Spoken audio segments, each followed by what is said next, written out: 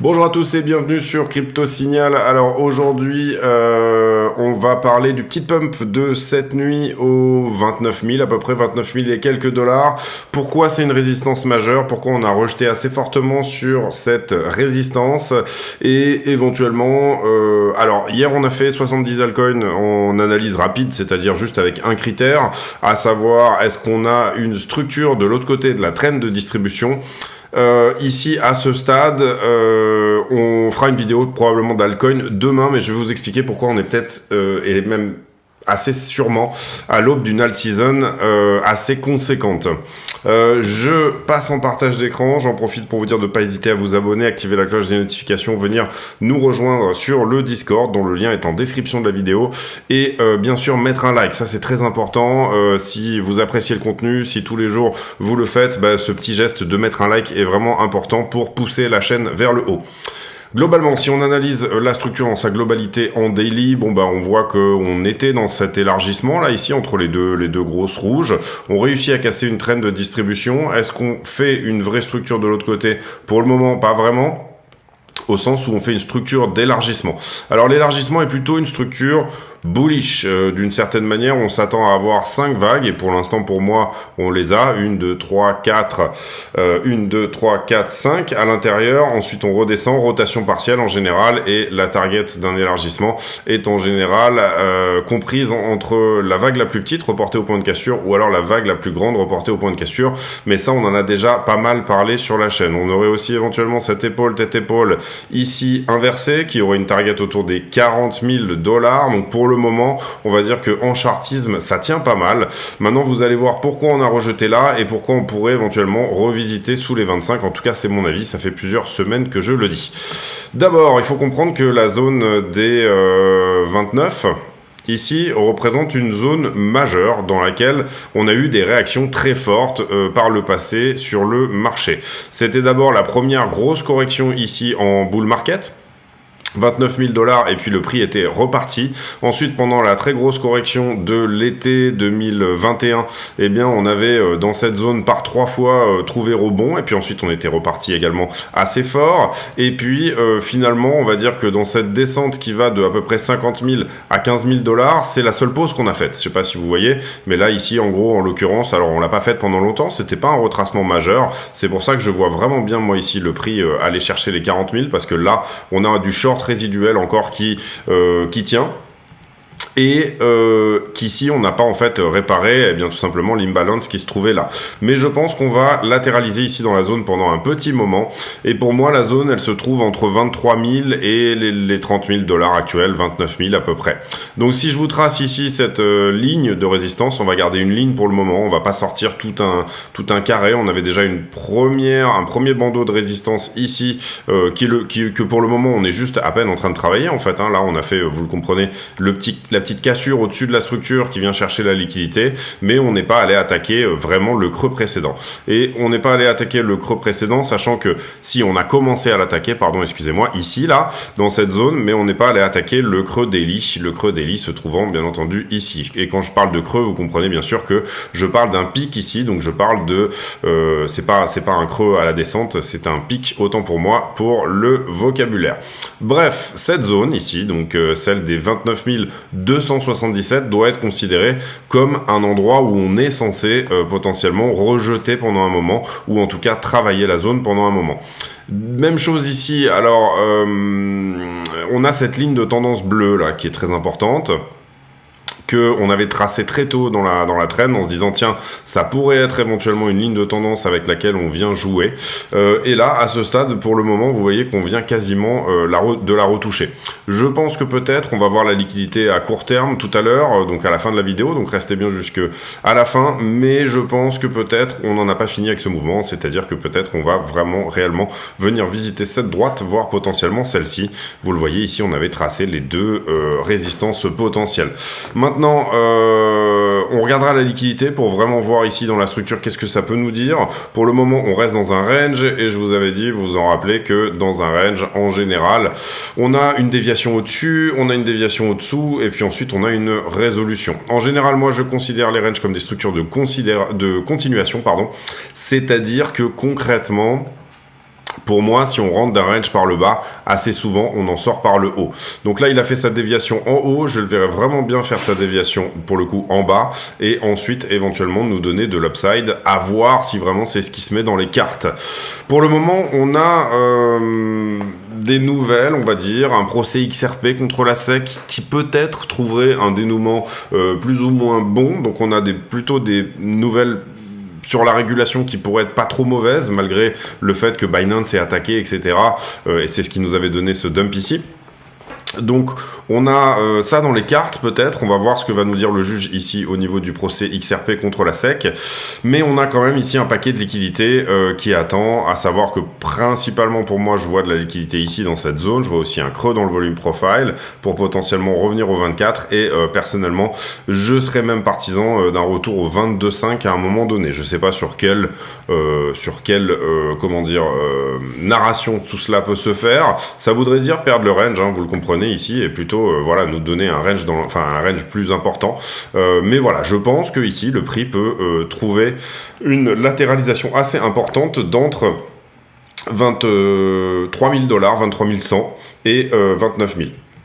Si on casse, c'est vraiment tant mieux. J'ai moi aussi un portefeuille d'investissement et je suis très content là-dessus.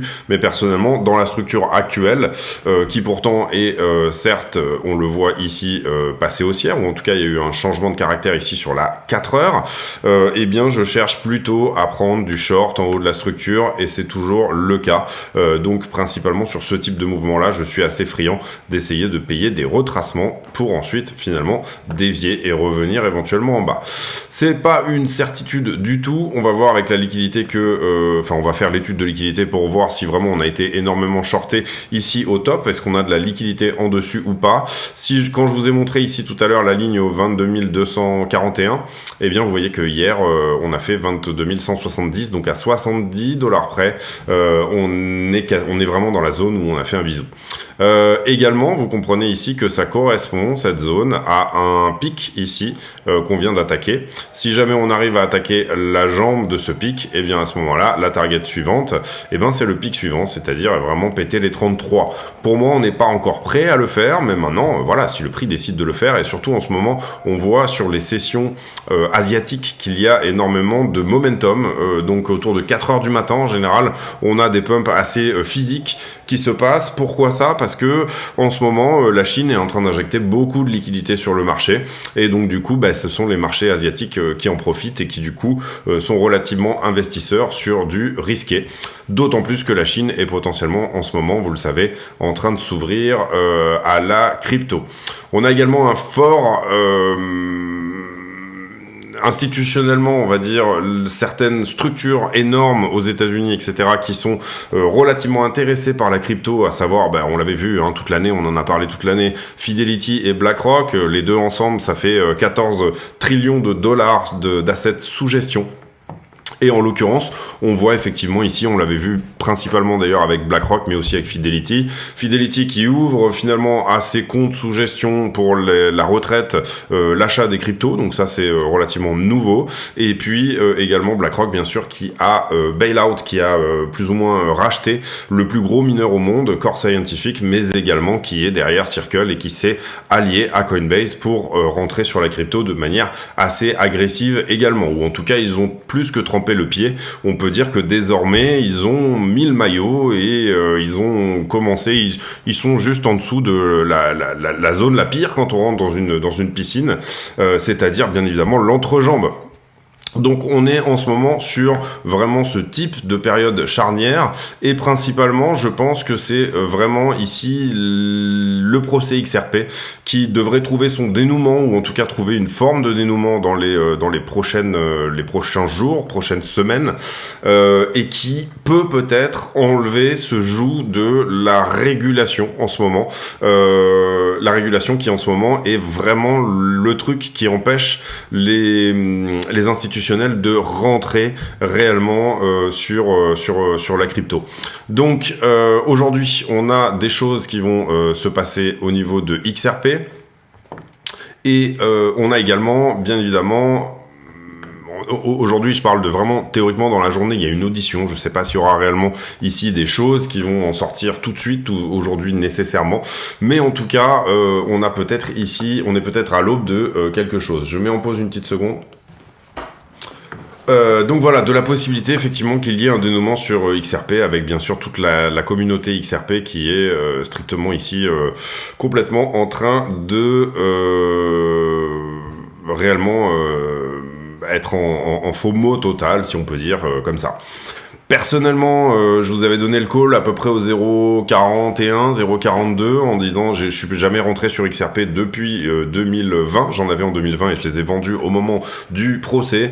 Sincèrement, là, à ce stade, effectivement, je ne pense pas qu'il soit intéressant ici d'en acheter. Vous allez potentiellement avoir un retracement. Même si le verdict est bon, vous aurez un sell de news sur le retracement. Maintenant, par contre, pour la communauté de la crypto dans son ensemble, ça peut éventuellement être une très bonne chose que d'avoir cette narration de la régulation qui se calme. C'est-à-dire que ça n'est pas à Gary Gensler de dire tout simplement est-ce que la crypto est réellement une security ou une commodity, c'est plutôt au juge de le faire. Les États-Unis fonctionnent dans un système de jurisprudence. En général, quand vous avez une loi, et bien jusqu'à la législation réellement suivante, elle fait foi. Cette loi va être votée par, on va dire, un jugement, et ce jugement s'applique à tous les autres jugements du même ordre qui représentent à peu près les mêmes cas, etc. Donc du coup, on aurait ici bien évidemment potentiellement quelques semaines, voire mois devant nous avant qu'une régulation crypto soit réellement votée ou on va dire la loi est faite en fonction d'une jurisprudence. Comprenez bien, et j'avais fait pas mal de vidéos là-dessus, que la question ici c'est de dire est-ce que XRP a mis sur le marché des contrats d'investissement ou pas, et est-ce que ces contrats d'investissement sont suffisamment décentralisés pour ne pas enrichir une certaine entité ou une certaine personne. L'idée ici du test de Howey par exemple, qui a été utilisé pendant le procès, c'est tout simplement de dire est-ce qu'on est à un niveau de décentralisation suffisant pour que, on va dire, un asset soit considéré comme plutôt une matière première, une commodity, pas vraiment une matière première, mais comme de l'argent tout simplement, ou du pétrole, ou de l'or, ou voilà, un marché dans son ensemble, ou alors tout simplement est-ce que vous investissez ici dans une société, c'est-à-dire un vrai contrat d'investissement, sachant qu'à l'époque, ça date de l'époque où vous aviez d'un côté aux États-Unis l'agriculture, donc le blé, etc., toutes ces choses-là, et d'un autre côté les chemins de fer où vous étiez en train d'investir tout simplement dans une société. Pour le moment, qu'est-ce qu'on a en termes d'action de prix? Vous le voyez ici, en 4 heures, on pète en haut, on fait la prise de liquidité au-dessus, et puis ensuite, on vient rebondir à ce stade sur le hold level qui est juste là. La bourse de Wall Street vient d'ouvrir. Globalement, on ouvre en gap haussier, donc on accumule un deuxième gap haussier depuis celui d'hier, donc à savoir qu'en ce moment, effectivement, les assets à risque, entre guillemets, stocks, etc., sont plutôt on fire, on va dire, c'est-à-dire que on a un fort retour, un fort enfin le dollar recule et les assets à risque sont ici en train de prendre fort. Personnellement, moi, ce qui m'intéresse là-dedans, c'est que je vous l'avais dit, il fallait absolument qu'on rebondisse autour des 3009 sur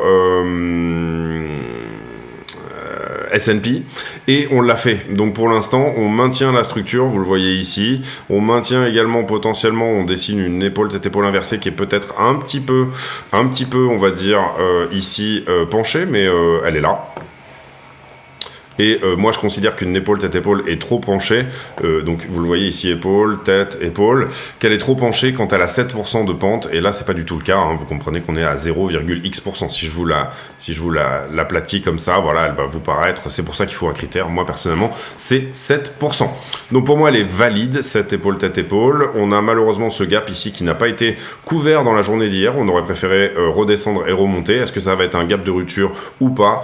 C'est un petit peu la question. Surtout, la question, c'est à partir du moment où on aura repris ici les 4195, eh bien on aura effectivement, comment dire,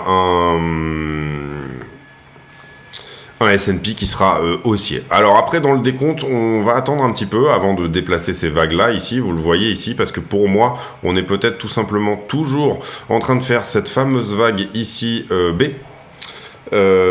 Et c'est-à-dire qu'on est dans la C de la B, vous le voyez, cette dernière vague qui est là, elle peut se faire théoriquement en 3 vagues. Est-ce que ça va pas nous donner quelque chose comme ça?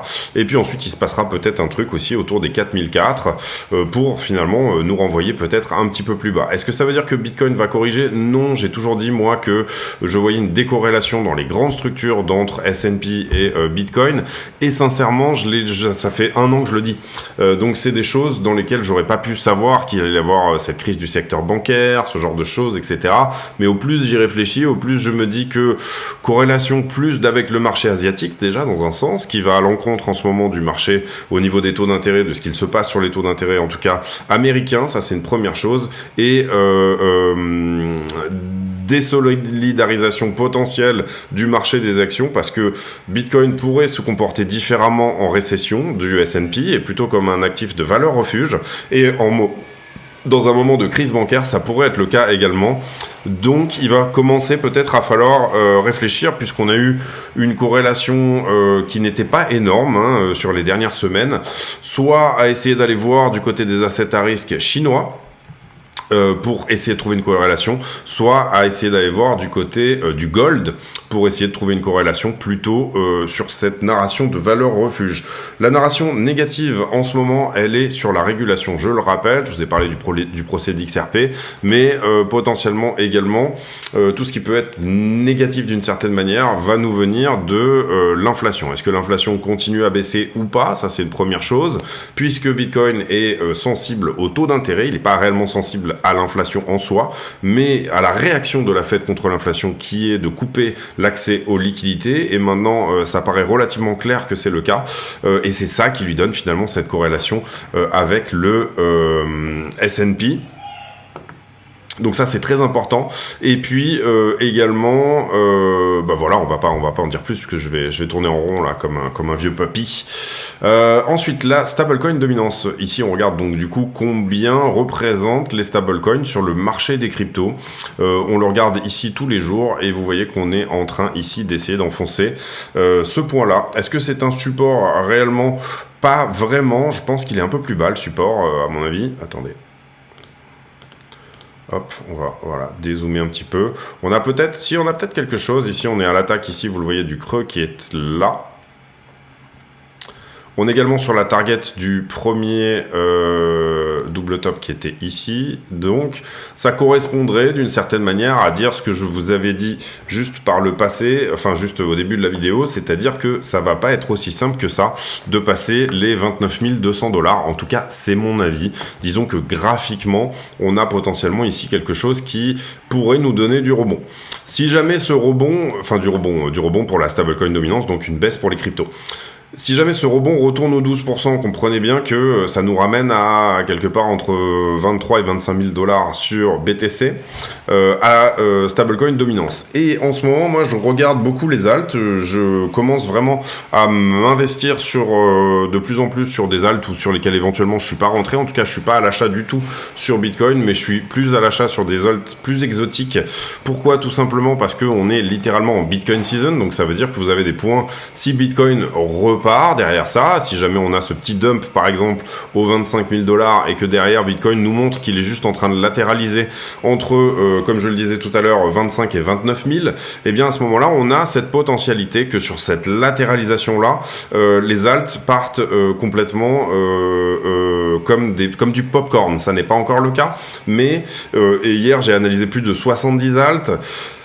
On commence à être dans des situations où on n'a pas réellement des structures qui sont formées, mais on voit des débuts de structures, on voit des débuts de choses, de l'autre côté. En tout cas, on sent du côté des alts, comme on l'a senti sur Bitcoin, une fin de distribution et qu'on passe de l'autre côté de quelque chose. Donc, ce qu'on va essayer d'analyser, de trouver ici, c'est des endroits où ces alts représentent tout simplement un très fort potentiel d'explosion, le fait de rentrer dans nos sous assez rapidement. Et c'est ce que j'ai commencé à faire hier, déjà en mettant de l'eau dans mon vin. Vous avez vu que hier, pour ceux qui ont vu la vidéo, je vous montrais qu'en fait finalement il y avait très peu d'alt, qui avaient réellement des structures de l'autre côté de la traîne de distribution, qu'on pourrait juste être en train de coucher la traîne, ce qui voudrait dire potentiellement faire à nouveau, comment dire, pas forcément des plus bas, mais faire à nouveau des corrections, en tout cas sur les alts, voilà. Et d'un autre côté, eh bien, étant donné qu'en ce moment Bitcoin est très fort, c'est pas du tout le moment pour moi en tout cas d'acheter du Bitcoin. C'est plutôt le moment d'aller chercher des alts qui sont dans une période d'accumulation depuis longtemps et qui elles par contre ont très fortement dominé. Ont très fortement perdu en dominance, pardon. C'est pourquoi je vous annonce ce nouveau partenariat avec KuCoin. Alors, comment on va fonctionner sur KuCoin? Pour moi, ce qui va se passer, c'est qu'en fait, je vais créer une nouvelle section dans le Discord qui sera déjà ouverte à ceux qui sont déjà affiliés ou sur Bybit ou sur BitGet, mais qui pour le coup sera réellement dédié à KuCoin. Si vous n'avez pas d'account sur KuCoin, n'hésitez pas à aller le faire si en tout cas vous êtes intéressé. KuCoin étant la plateforme sur laquelle vous avez pour moi le plus d'altcoins entre guillemets exotiques à petite cap.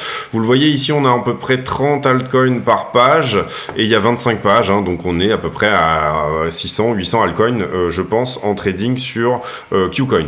Donc ça va être relativement intéressant. Pourquoi? Parce qu'on va les prendre probablement, je pense, 5 par 5 et on va dérouler toute la liste. Je sais pas s'il y aura une vidéo à chaque fois, je sais pas exactement comment ça va se mettre en place, je sais pas si je vais dédier cette vidéo uniquement aux affiliés, donc à la section affiliée du KuCoin, mais en tout cas il y aura à chaque fois pour ces 5 altcoins une petite analyse fondamentale, une petite analyse technique et puis si on a les informations, analyse de sentiment également, c'est-à-dire est-ce que cette altcoin elle est shortée ou elle est longuée, etc. Donc tant qu'on pourra le faire, et puis également du release token, c'est-à-dire de la tokenomique.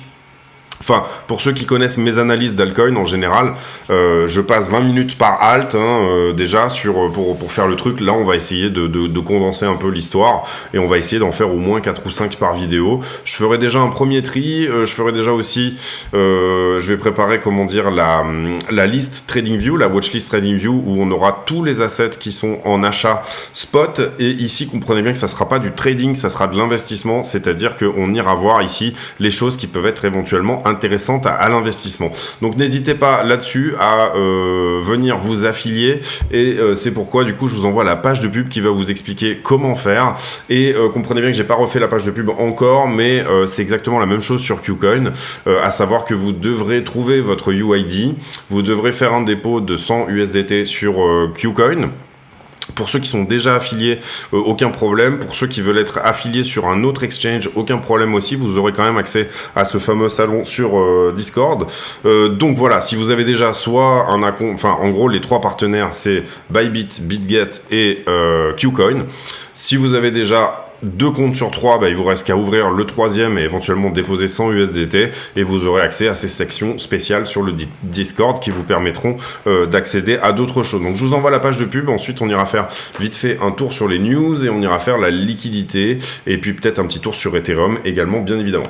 Allez, on y va pour la page de pub. La chaîne est partenaire de 2 exchanges qui sont Bybit et BitGet. Ces 2 exchanges ont fait leurs preuves, ils sont suffisamment liquides à mon sens et ils ont également d'excellentes preuves de réserve. Comment on passe par le lien de la chaîne pour s'affilier sur un de ces exchanges? Tout simplement, on va sur la vidéo, on clique sur la description de la vidéo et là vous aurez 3 liens importants. Le premier étant l'accès au Discord, le serveur qui nous permet de communiquer. Le deuxième étant les liens d'affiliation ici que vous voyez sur Bybit et BitGet. Lorsque vous cliquez sur un de ces liens, vous allez tomber sur une page qui ressemble à ça et là vous allez cliquer sur s'inscrire. À partir de là, vous aurez de toute façon accès au moins 15% sur vos frais de trading quoi qu'il arrive. Pas besoin de faire le reste, on va dire. À partir de là, vous serez de toute façon affilié. Mais vous pouvez éventuellement aller plus loin. Vous pouvez aller plus loin en tout simplement, une fois que vous êtes connecté, votre page de connexion, elle ressemble un petit peu à ça. Et là, vous allez passer votre souris sur votre icône de profil et ça va vous afficher un numéro qui s'appelle le User ID, le UID.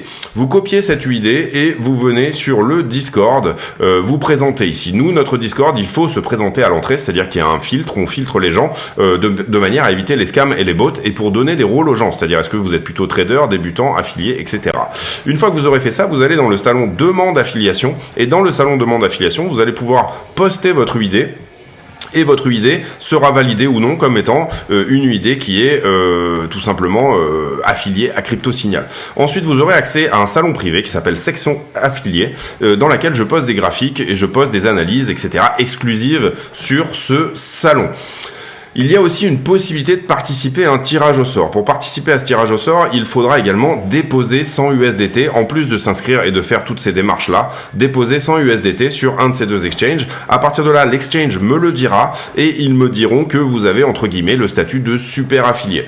Le statut de super affilié, vous n'êtes pas obligé de trader ces 100 USDT d'ailleurs, hein, ils peuvent très bien juste rester sur la plateforme quelques temps, le temps que vous soyez validé, et puis une fois que vous êtes validé, vous pouvez les enlever, vous en faites ce que vous voulez, mais ça vous permettra de participer à un tirage au sort tous les 20 affiliés de 200 USDT. Donc le premier tirage au sort, il sera sur 20 affiliés, le deuxième sera sur 40, une chance sur 40 de gagner 200 USDT, le troisième sera sur 60, une chance sur 60, etc.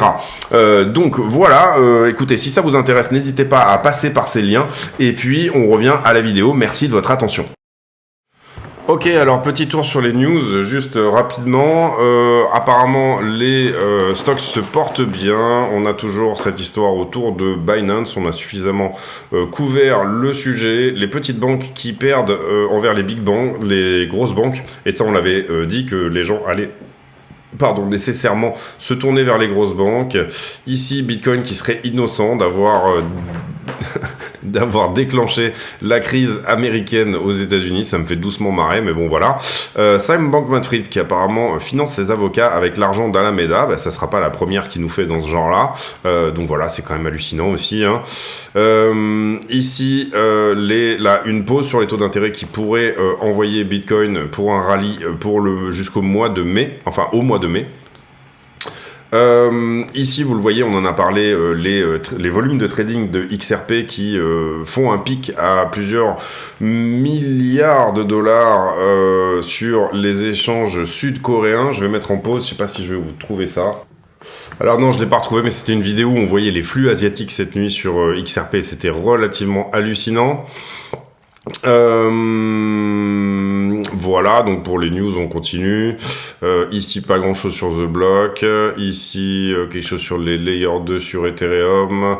Ici pas grand chose non plus sur Bitcoin.com. Et ici une augmenter des futurs sur les stocks alors que le marché pense que la crise des banques s'est stabilisée. Donc voilà pour les news, on en a couvert déjà deux majeurs, je trouve en tout cas, dans la partie analyse technique finalement, on a déjà fait un peu de news.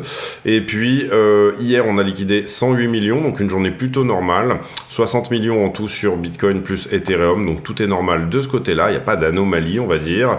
Ici sur le carnet d'ordre, vous voyez que cet ordre-là qui était un mur d'achat autour des 25,5 est désormais descendu à 23,273 et il s'est dédensifié, hein, vous le voyez, avant on avait peut-être 8 ou 900 Ethereum, encore que 8 ou 900 Bitcoin, pardon, encore que dédensifié, c'est un gros mot. Ici vous voyez que quand on a fait le spike, on a quand même pris quelques ordres, hein, 113 ici à la vente, 157, 95, on a à peu près pris 600 Bitcoin ici à l'achat. Demain on a une très grosse clôture d'options, à savoir sur Bitcoin plus Ethereum, on doit pas être loin des 6 milliards, on va regarder ça ensemble. Et ben vous le voyez sur la clôture de demain sur Bitcoin, on est à 4 milliards. Et sur Ethereum, ne serait-ce que sur Deribit, hein, et sur Ethereum, on est à 3 milliards, 7 milliards d'options qui expirent demain, donc là, ça risque de pousser assez fort. On va avoir de la vol dans la journée. Théoriquement, si on suit la volatilité des options, et comprenez bien que sur les options, ça doit se comprendre dans deux sens, soit ce mec-là est capable de pousser le prix, celui qui a pris le nombre d'options là, hallucinant, pousser le prix vers 30 000, soit tout simplement, on doit plutôt ici se terminer dans la zone. Alors, je vois pas le max pain price, là, c'est l'open interest, du coup, c'est pour ça. On va se mettre ici, hop, on va se mettre... alors, pourquoi je l'ai pas ? Ah oui, j'ai toutes les expirations ici, voilà. Max pain price à 24 000, donc ça voudrait dire que si on s'arrête dans la zone, là on est à peu près à 28, hein, c'est ça. Si on s'arrête dans la zone, on fait gagner ces trois grosses bougies vertes ici. En revanche, si on redescend, on fait perdre ces 3 ou 4 bougies rouges ici. Et d'une certaine manière, 27, 28, 29...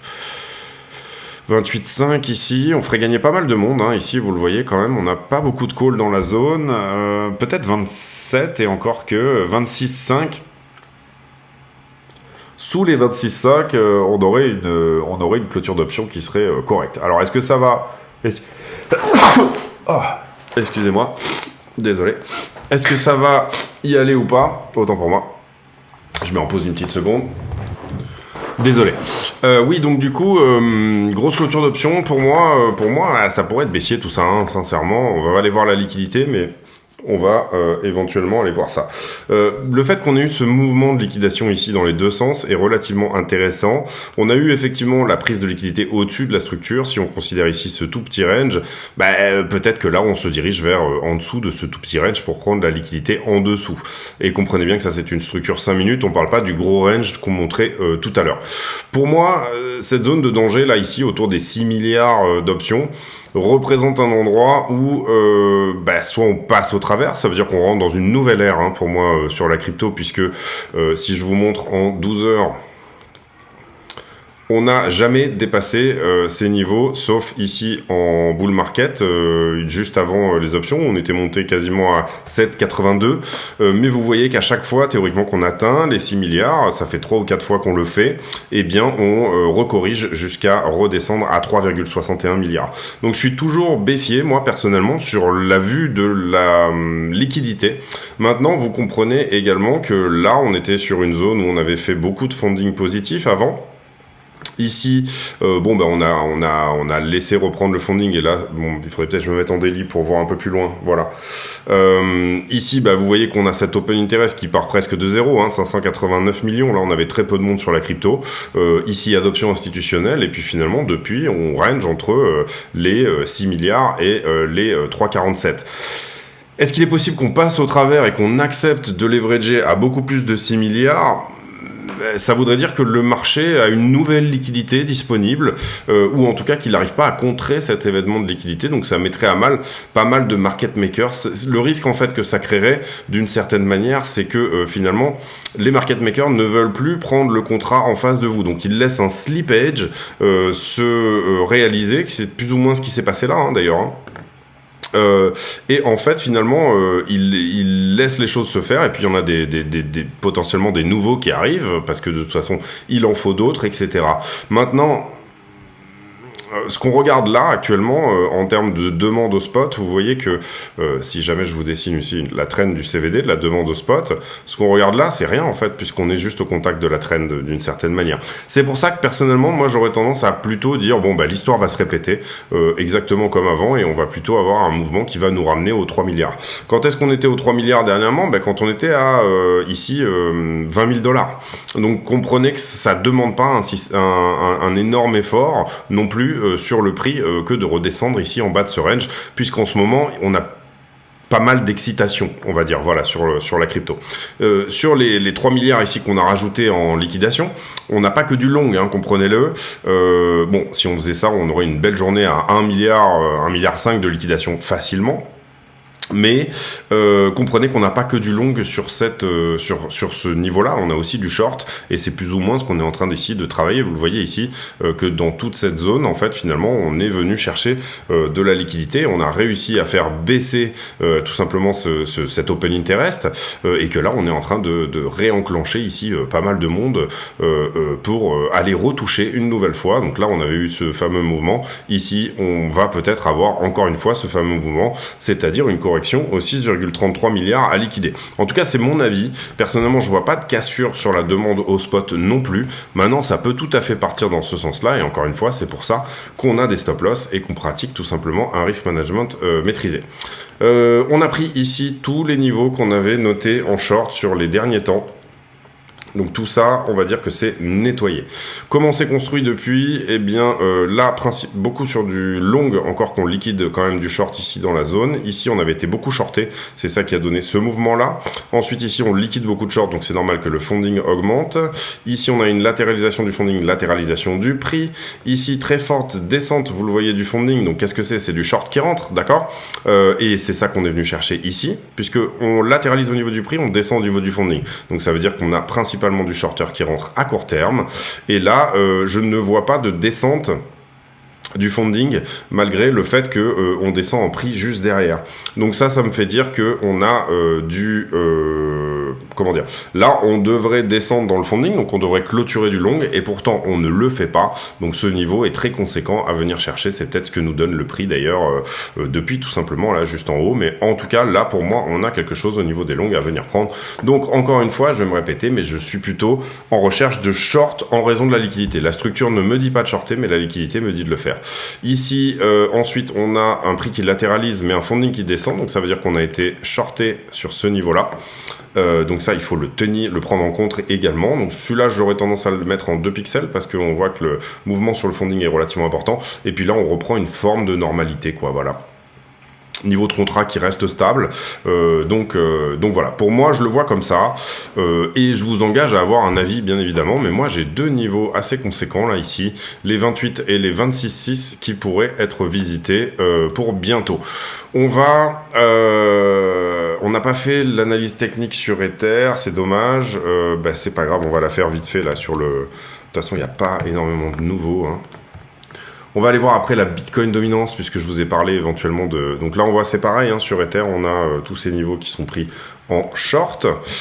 Concrètement, comment ça se fait? Là, c'est normal. Ici, pas mal de short. Ici, on vient les chercher. Là, on en a encore plus qui s'alignent. Donc, on peut éventuellement penser qu'on était encore shorté à peu près dans cette zone-là sur Ether. Et globalement, c'est pour ça que le prix est retourné derrière. Ensuite, descente du prix, mais latéralisation. Donc, on a pas mal de longues. On essaie de venir les chercher. Ici, gros niveau de longue. Vous voyez qu'on vient les chercher jusqu'au bout. Et puis là, gros short squeeze, on va dire. Vous voyez ici le nombre de contrats qui diminue là, hein, sur ce short squeeze-là. Hop, pardon, celui de cette nuit, donc. Principalement, on voit quand même qu'on est venu ici clôturer du long. C'est-à-dire que sur ce mouvement, on a eu plein de gens qui sont rentrés sur la montée et on les a littéralement rect derrière. Donc ça correspond, je pense, aux 100 millions. D'ailleurs, j'ai pas regardé si on avait plutôt pris du short ou du long, mais vous voyez que on a pris également du long dedans, hein. Donc on voit qu'il y a des longueurs retardataires qui se sont fait cueillir sur ce mouvement-là. Ensuite, là, on est normal. Ici, on est trop longué, donc c'est ça qu'on vient chercher actuellement. Et puis là, en ce moment, on est plutôt à la latéralisation. Personnellement, j'aurais tendance à dire que sur Ether, on a du long à venir prendre juste là, et on a du short à venir prendre jusque là, puisqu'on est plutôt normal, donc on va prendre les 2 bornes hautes et basses comme étant des points à venir chercher potentiellement. Donc personnellement, bien évidemment, si je m'attends à une baisse sur Bitcoin, je m'attends aussi à une baisse sur Ethereum. On va aller regarder si le delta est réellement conséquent entre les deux. Et selon l'algorithme de iBlock, on a effectivement 10 milliards au-dessus, donc c'est pas énorme. Vous voyez qu'on a de l'argent en dessus, au-dessus et au-dessous. On n'a pas plus d'argent dans la différence, puisque le CVD, là, le CLVD, Cumulative Liquidation Level Delta, le CLLD, est strictement le même qu'avant, d'accord? Donc déjà, on voit très bien ici qu'on a liquidé du monde dans les deux sens. Si je vous zoome ici sur la bougie, la fameuse bougie de liquidation qui va dans les deux sens, vous voyez que on clôture d'abord du short, ensuite on clôture beaucoup de longues, puisque, comme je vous le dis, l'expliquer, on a des longueurs retardataires ici qu'on vient chercher sur ce mouvement-là. Par contre, on a accumulé encore plus de short au-dessus, donc oui, on a un point de short à venir prendre éventuellement là au-dessus, hein, donc autour des 30 000 $, il y a peut-être quelque chose à venir travailler. Et à ce stade, le sentiment est quand même plutôt longue, puisque malgré une montée du prix, on n'a pas vraiment eu même une montée du prix sur les 5 derniers jours en fait, hein. On peut pas vraiment dire que ça soit une montée du prix. On est passé en gros de 27,7 à 28,3. Si on a eu une très légère montée, 600 $, eh bien on a quand même accumulé plus de long que de short au-dessus. Donc l'un dans l'autre, le sentiment ici en ce moment est plutôt long, et ça, certains devront payer. En tout cas, c'est mon avis. Après, est-ce que ça va être une correction notoire? Et la question ici, bien évidemment, c'est quand on corrige, quand finalement le marché nous donne ses baisses, à quel point les gens sont intéressés pour acheter à 27 000 $ du Bitcoin ou pas. Et en ce moment, effectivement, on a aussi ce mouvement de sortie des exchanges, etc. Tous ces FUD autour de Binance et ces choses-là, le Binance USD, l'USDC, toutes ces choses-là où les gens se disent, finalement, quitte à être exposé à la crypto, j'aime autant l'être sur Bitcoin que sur un stablecoin. puisque rarement un stablecoin va s'apprécier par rapport au point où on va dire.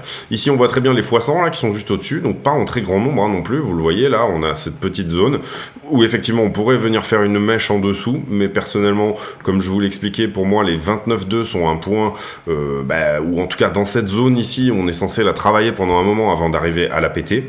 Et puis derrière, on voit toute la liquidation qui est en dessous, en tout cas celle qui s'est formée depuis désormais hier, ou en tout cas 2 jours, puisque c'était le 28 et qu'on est le 30. Sur Ethereum, donc on a dit 10 milliards en plus en longue sur BTC, et sur Ethereum on est à 2,82 milliards. On voit aussi ici qu'il y a pas mal de longues retardataires qui sont fait cueillir. On a quand même également du monde qui a longué ici cette petite structure, parce qu'on regarde là ce qui s'est fait après, et on a aussi du monde qui l'a shorté. Alors ça s'est un peu nettoyé ici sur ce mouvement up, et puis derrière on s'est retourné visiblement sans réelle raison de liquidité, hein, même si je pense que si je vais voir uniquement les leviers x100 pour nettoyer un peu l'histoire, vous voyez qu'on n'avait pas de levier x100 à venir chercher ici à ce niveau-là. Donc peut-être que le prix n'a pas terminé son boulot ici et que on va peut-être ici revenir sous les 1750 sur Ethereum. En tout cas sur Ethereum, moi j'ai des targets bien en dessous. Ici sur la 12 heures, on voit que le mouvement avait été très fortement shorté. On était très jaune voilà, au-dessus. Donc on a eu un sentiment qui, à peu près le 26 mars, a commencé à s'inverser. On a commencé à être beaucoup plus shorté que longué. Et en fait là, on est venu chercher... pardon, c'est la 7 jours que je vous montre là. Hop, autant pour moi. C'est pour ça que je me disais 26 mars, c'est bizarre. Oui, voilà, même chose sur la 7 jours. Finalement, on voit que on avait fortement forci dans le short ces derniers temps et que, en fait, c'est ce que le prix est en train d'aller faire. On va quand même aller faire la 12 heures. Sur la 12 heures, on est plutôt en train de prendre du long actuellement puisque, vous le voyez, le mouvement là, ici, il était en fait avant ça. Sur la... Donc, bien suivre la 7 jours. Qui pour moi parle beaucoup en ce moment, c'est vraiment celle qui me parle le mieux moi, et là on voit que potentiellement oui il y a quelque chose à venir prendre encore au 29,6, mais il reste encore une zone résiduelle, mais le gros du jaune, et c'est devenu jaune, comprenez-le, à partir du 26-27, le gros du jaune finalement en ce moment est plutôt déjà pris, et en ce moment on est en train de rajouter de la liquidité à peu près ici au dessus, donc je sais pas, je serais vraiment pas très étonné qu'on temporise ici dans la zone et éventuellement avec encore peut-être une petite déviation au-dessus, qu'on accumule un petit peu du monde ici dans la zone des 26-27 et qu'ensuite on vienne faire le mouvement que moi je verrais bien aller sous les 24. Après c'est mon avis et encore une fois je vous invite vraiment à avoir le vôtre et à avoir votre lecture des choses et à avoir ce que je vous donne là, c'est plus la méthode que réellement le sentiment global. Moi personnellement je suis plutôt ici en recherche de short pour le moment. C'est la même chose sur Ether, sur la 12 heures, on est plutôt venu chercher du long, et quand on regarde la 7 jours, eh bien, on voit globalement à peu près la même chose, sauf qu'Ether avait moins de liquidité à venir prendre ici au-dessus que Bitcoin, et sauf que Ether a encore désormais un point de nettoyage à faire au-delà des 1840. Target final, vous vous en rappelez, pour Ether, pour nous, en tout cas sur ce mouvement-là, c'est pour le moment les $2000. Voilà, on n'a pas eu trop d'infos, je trouve, ou en tout cas, je les ai pas vues sur la mise à jour Shanghai. On revient maintenant sur le prix et on clôture cette vidéo. Alors, pour moi, je vous ai déjà donné plus ou moins ma direction préférentielle encore une fois. Malheureusement je dormais ici dans cette zone et j'ai tendance à dormir sur les sessions asiatiques malheureusement en ce moment, mais personnellement je me serais fait un plaisir ici d'essayer de rentrer sur ce mouvement puisque effectivement pour moi il fallait faire ici ce mouvement au-dessus de la structure. Donc déjà là ce mouvement de $1000, je l'ai pas eu, mais c'est pas grave. Et ici également, qu'est-ce qu'on voit pour le moment? On est sur le 5 minutes, c'est bien. On est remonté là, ici, et on n'a pas été capable d'attaquer vraiment quoi que ce soit. C'est-à-dire que là, on voit vraiment que le prix n'a pas réussi à faire... Bon, déjà, on est revenu de loin, là, mais le prix n'a pas réussi à venir attaquer ce qui, pour moi, était le creux à venir attaquer, qui était potentiellement ici, le pic, pardon. Donc là, on n'a pas fait ça. On voit également que, si on regarde la structure en 1 minute, il y a peut-être des choses à venir voir là-dedans. Il n'y a pas réellement non plus de pic sur la descente. Bon, il y a celui-ci, mais il est déjà couvert par cette jambe-là. Cette imbalance-là, elle est déjà réparée d'une certaine manière. En tout cas, rejet assez fort dès qu'on touche les 29, 100. Est-ce que ça va passer cette histoire? Ça serait difficile de se prononcer là-dessus. En tout cas, pour moi, sur ce mouvement-là, on a fait un tour au-dessus de toute la structure que j'entends là ici, qui est un range. On a fait un tour en dessous et un tour au-dessus et un tour en dessous. Donc ça, c'est plutôt une bonne chose. Après, j'aurais tendance à dire pour moi que ça va dépendre de ce qui se fait là à ce stade. Mais bon, on voit forcément ici que la 5 minutes a l'air baissière.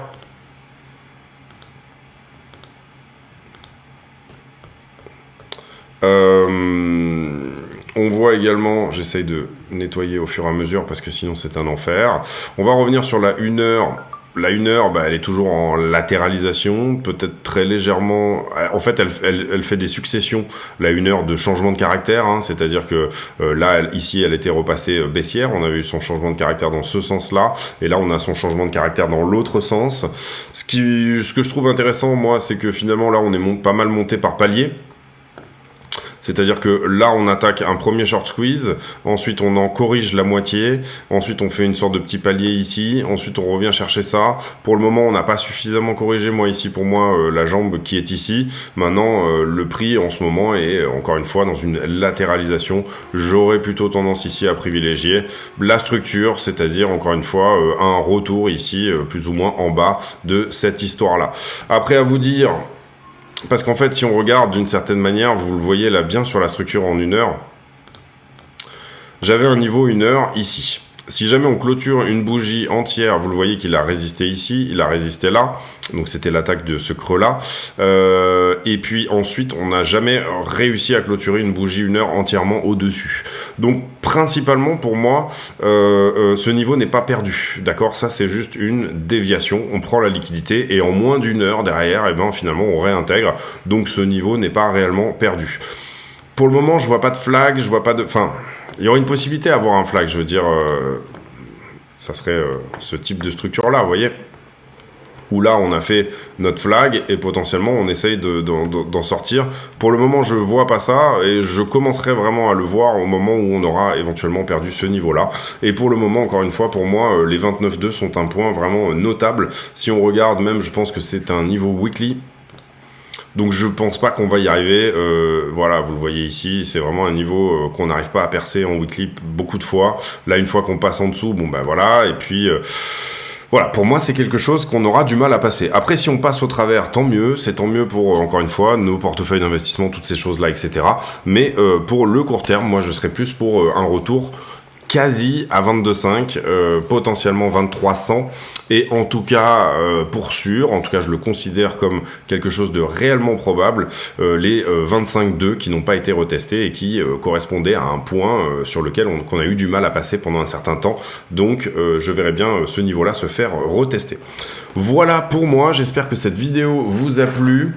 Si c'est le cas, n'hésitez pas à le dire, c'est-à-dire pouce bleu, commentaire éventuellement d'encouragement avec un petit merci si ça vous dit. Chez moi, tout est gratuit, je n'ai pas de WhatsApp, je n'ai pas de Telegram, donc faites attention aux commentaires, ce sont des scams. Le seul endroit où vous pourrez me contacter, ça sera sur le Discord. Et s'il vous plaît, essayez d'éviter les MP plutôt directement en posant une question. En tout cas, si c'est pas quelque chose de vraiment très personnel, posez plutôt la question directement sur l'onglet questions dans le Discord.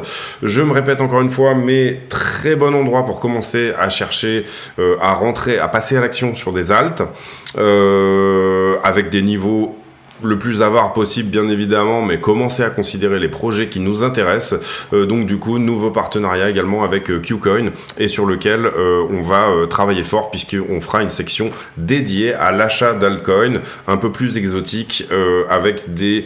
je sais pas encore comment ça va se faire, mais voilà, ce partenariat est fait. Vous avez le lien en description. N'hésitez pas à passer dessus si vous souhaitez et bien du coup vous inscrire par le biais de la chaîne. J'ai pour habitude en fin de vidéo de poser une question à la con. Une question à la con, c'est-à-dire une question qui n'a rien à voir avec le prix du Bitcoin, mais qui nous permet de converser d'autres choses. Et la question du jour, ce sera... Est-ce que vous êtes plutôt pour les stylos à billes roller, ceux avec la bille qui roule là, ou plutôt ceux qui sont avec le truc de gel là, voilà. Bon, j'ai pas de. Ou alors, est-ce que vous êtes à l'ancienne, c'est-à-dire le bon vieux stylo plume Waterman, si pour le coup, ce qui veut dire que pour le coup, vous écrivez beaucoup. J'espère que cette vidéo vous a plu. Encore une fois, on en fera une autre autour de ça demain. Personnellement, je sais même pas comment je vais l'appeler parce qu'il y a beaucoup de choses dedans, mais on va trouver quelque chose. Et puis, on se retrouve demain pour un nouveau point météo sur le Bitcoin. D'ici là, portez-vous bien. À très bientôt.